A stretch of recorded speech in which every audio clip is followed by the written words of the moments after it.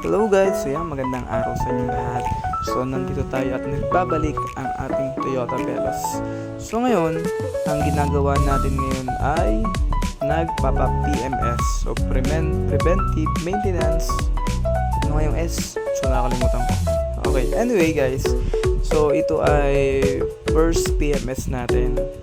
So kailangan daw ay naka 1,000 km tayo, pero umabot lang tayo ng 572.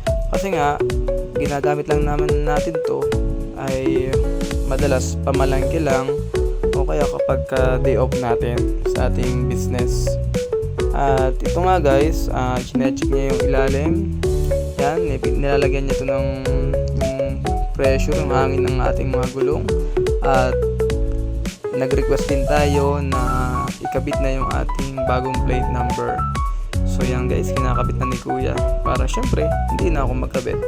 Kaya talaga sinabay ko yan dito sa lipa. Okay, so kung mapapansin niyo, ang ganda ng ilalim niya. So pina-check ko ng ayos kay Kuya yan kasi ang alam ko kasi may tumama doon sa ilalim niya. So natamaan siya ng bato.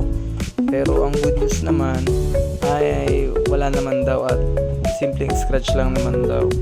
So yan, chinecheck niya ng ayos. So nakakatuwa pala yung first PMS natin. Kasi ngayon ko lang to syempre na experience na magkaroon syempre tayo ng sasakyan. Hindi tulad ng motor. So yan, chinecheck ni Kuya lahat. Galing, nakakatuwa.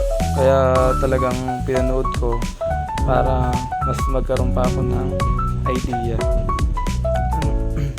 So ngayon,